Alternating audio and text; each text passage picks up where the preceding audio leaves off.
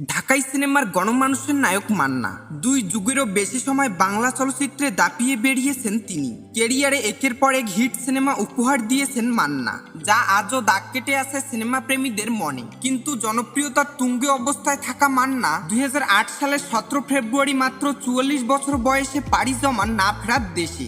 এক সাক্ষাৎকারে সুপারস্টার মান্না বলেছিলেন, চলচ্চিত্রাঙ্গনে কেউ কারো বন্ধু না, এখানে প্রদর্শিত আন্তরিকতা বা হাসি আনন্দ সব মেকি। মন্তব্যটি ঢালিউডের প্রতিটি ব্যক্তির কাছে অমোঘ বাণী হিসেবে ধরা দিয়েছে। এবার মান্নার এই কথাটি শোনা গেল টলিউড সুপারস্টার জিতের কণ্ঠে। সম্প্রতি সংবাদ মাধ্যমকে দেওয়া এক সাক্ষাৎকারে মান্না সুরেই জিৎ বলেন, ইন্ডাস্ট্রিতে কেউ কাউকে বন্ধু মনে করে না, আর মনে করলেও কেউ অন্যকে কতটা মানে তা নিয়ে আমার সন্দেহ আছে। সেখানে রুক্মিণীর সঙ্গে আমার বন্ধুত্ব সত্যিই মৌলিক। আশা করি আমাদের বন্ধুত্ব আগামী দিনেও একইভাবে অটুট থাকবে। মুক্তির অপেক্ষায় আছে জিতের সিনেমা বুমেরাং। সম্প্রতি প্রকাশ্য এসেছে ছবির ট্রেলার। এতে জিতের বিপরীতে রয়েছেন রুক্মিণী মৈত্র। দ্বৈত চরিত্রে দেখা যাবে তাকে। ছবিটি নিয়ে কথা বলতে গিয়ে জিতকে বন্ধু সম্বোধন করেন রুক্মিণী। এরপরই ঢালিউড সুপারস্টারের সুরে কথাগুলো বলেন টলিউড সুপারস্টার জিত।